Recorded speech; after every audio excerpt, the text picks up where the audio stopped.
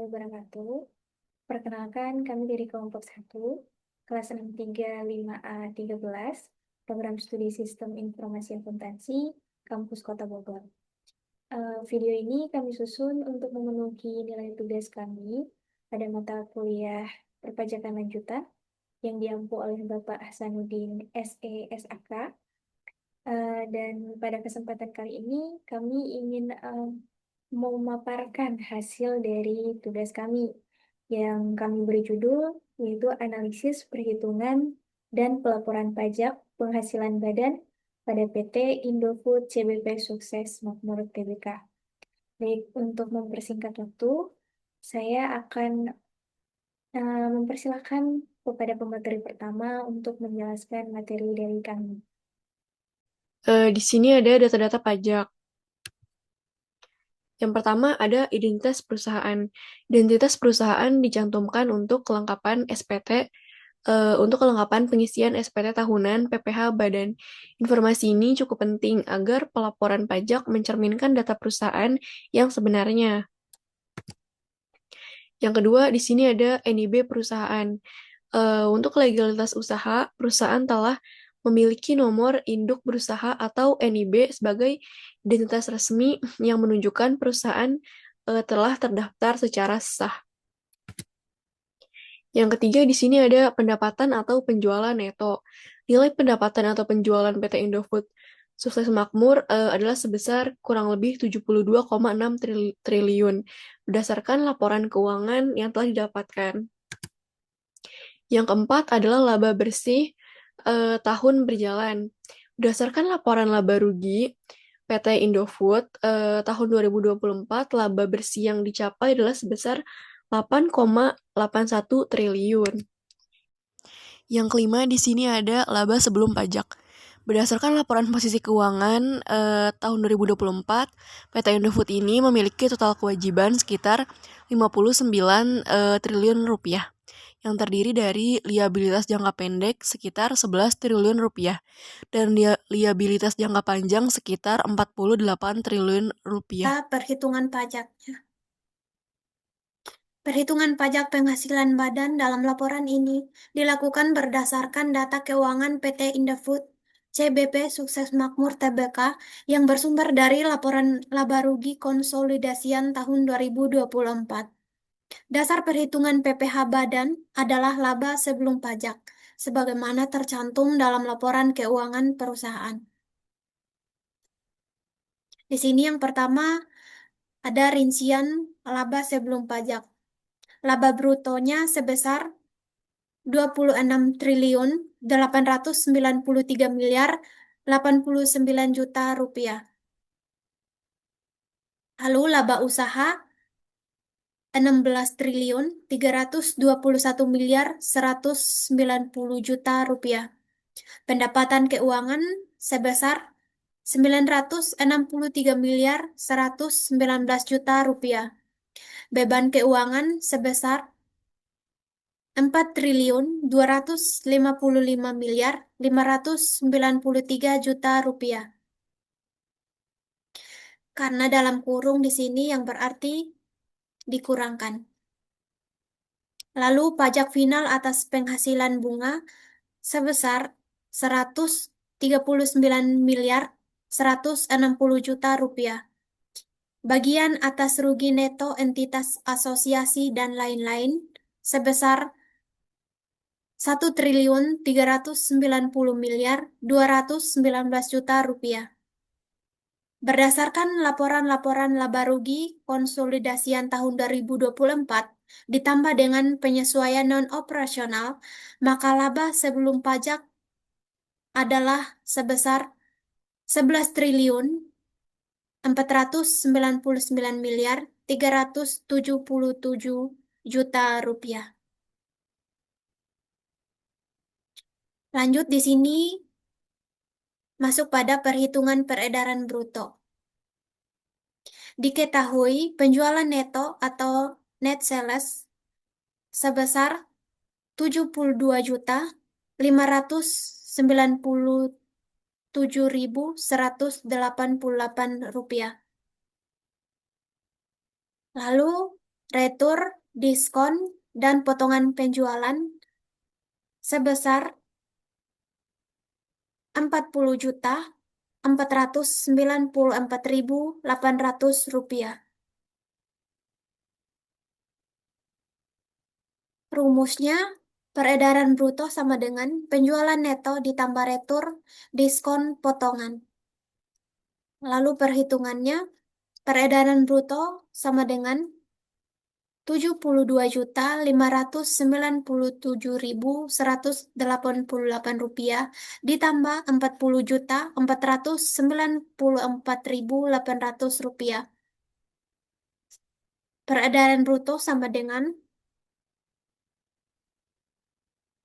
Rp113.091.988.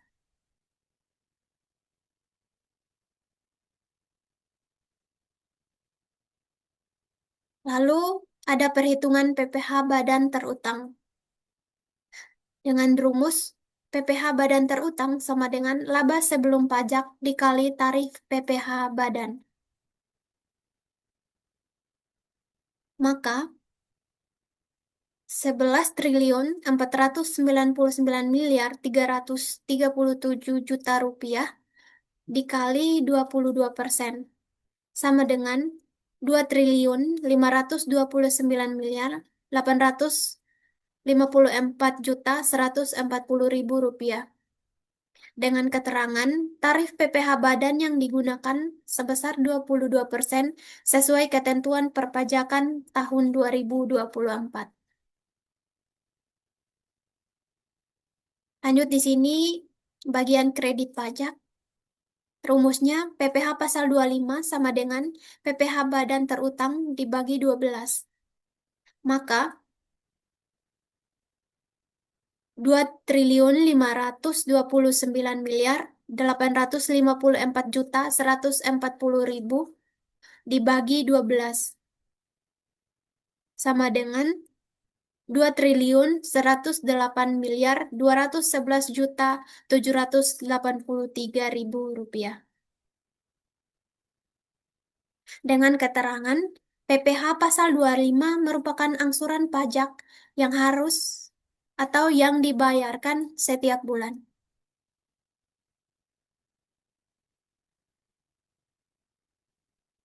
Lanjut di sini ada PPh kurang lebih atau kurang lebih bayar.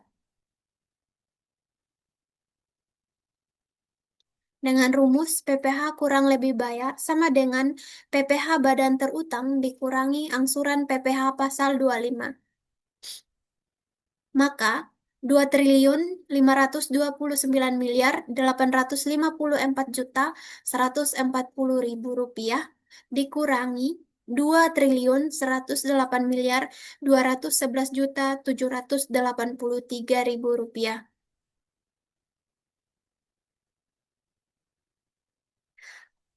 sama dengan 421.642.357.000 rupiah. Dengan keterangan, perusahaan mengalami PPh kurang bayar karena jumlah angsuran pajak lebih kecil dari PPh terutang.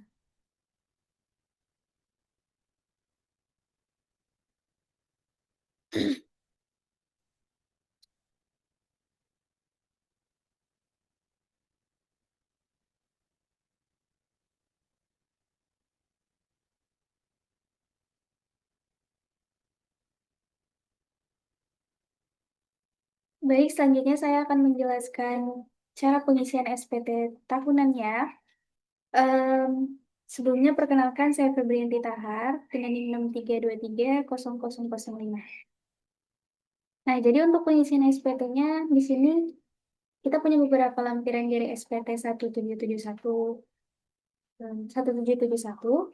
Karena ini merupakan wajib pajak badan, jadi SPT yang kita gunakan adalah SPT 1771. Nah, jadi untuk pengisian SPT-nya itu pertama dimulai dari lembar yang paling terakhir. Nah, di sini ada beberapa lampiran. Ada lampiran 5,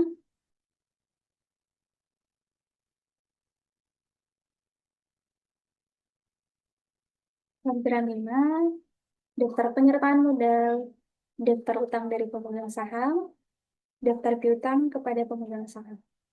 Ini dilewatkan saja karena keterbatasan data. Lampiran 5 juga sama. Lampiran 4 juga sama. Di sini ada PPh final, lalu kemudian ada penghasilan yang tidak termasuk objek pajak. Itu karena data kami tidak begitu detail, dilewatkan saja. Sama juga dengan lampiran 3. Lampiran 2 juga sama. Di sini ada pembelian bahan dan atau barang dagangan, gaji, kemudian biaya transportasi, biaya pengusutan dan amortisasi, dan sebagainya. Itu dilewatkan saja. Dan di sini ada lampiran 1. Kebetulan kami punya beberapa datanya, sesuai dengan perhitungan yang sudah dilakukan pada em, pemaparan sebelumnya. Jadi untuk peredaran usahanya dari perhitungan pajak kita didapat bahwa peredaran usahanya sebesar 103 triliun 91 miliar 987 juta rupiah. Kemudian harga pokok penjualannya, biaya usaha lainnya. Lalu penghasilan neto dari usaha merupakan pengurangan dari ketiganya. Penghasilan dari luar usaha kita kosongkan saja karena tidak ada data yang terkait.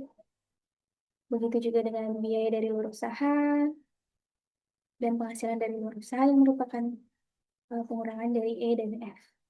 Oke. Jumlah semua totalnya. Jadi penghasilan neto komersil luar negerinya kita kosongkan juga. Otomatis nilai daripada jumlah penghasilan neto komersialnya yaitu sebesar 11 triliun 499 miliar 337 juta rupiah.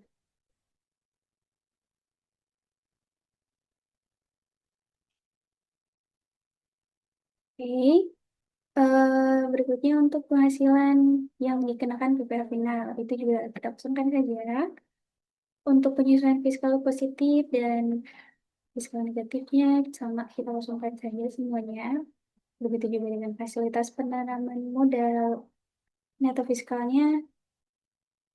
Jadi kita bisa isi dengan nominal yang ada aja ya, 11 triliun di atas.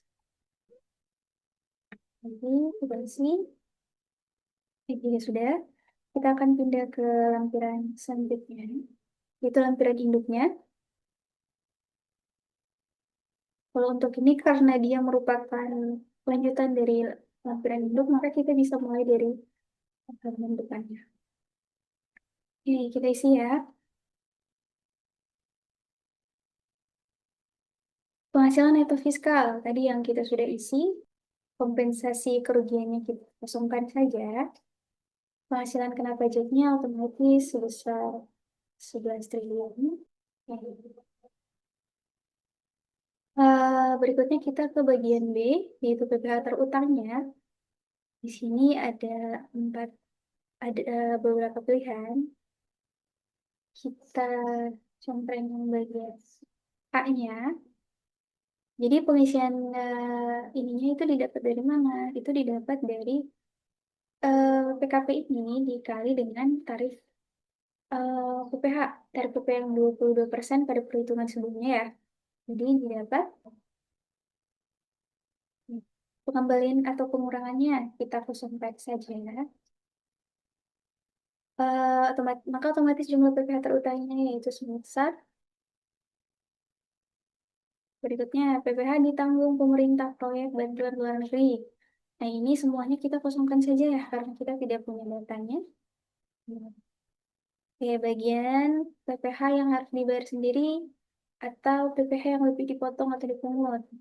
Nah karena ini seperti pada perhitungannya, ini merupakan PPh yang masih harus dibayar sendiri. Sebesar berapa? Sebesar yang tadi Oke, kemudian yang nomor 10, PPh yang dibayar sendiri, itu berapa jumlahnya? Sini ada pasal 25 bulanan, kemudian ada STP pasal PPh pasal 25 hanya pokok saja dan jumlah. Nah, karena ini kita angsuran ya, setiap tanggal 25, jadi kita isi. Dan caranya bagaimana? Caranya kita kalikan ini dengan 1/12. Maka didapat hasil apa? Jumlah 10A tambah 10B, itu sebesar angsurannya. Kita isi juga bagian PPh kurang bayar atau lebih bayar. Nah, kita patokannya dari sini saja. Jika jumlah total angsurannya masih lebih kecil daripada PPh terutang, maka PPh-nya itu kurang bayar. Jadi kita X pada bagian kurang bayar. Kurang bayarnya berapa, tinggal kita kurangkan saja. Jadi didapat hasilnya yaitu di total kurang bayarnya itu begini. Nah, untuk eh, bagian 12 ini, kita misalkan untuk disetornya itu di tanggal sama dengan pelaporan SPT, maka kita isi tanggalnya seperti itu. Kalau yang ini tidak perlu diisi karena kurang bayar ya, bagian nomor 13.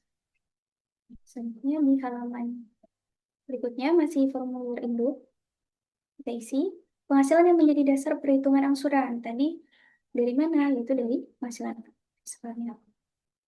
Kompensasi fiskal kita kurangkan, kita kosongkan saja. Penghasilan kena pajaknya otomatis sama dengan hasil yang di atas. PPh yang terutangnya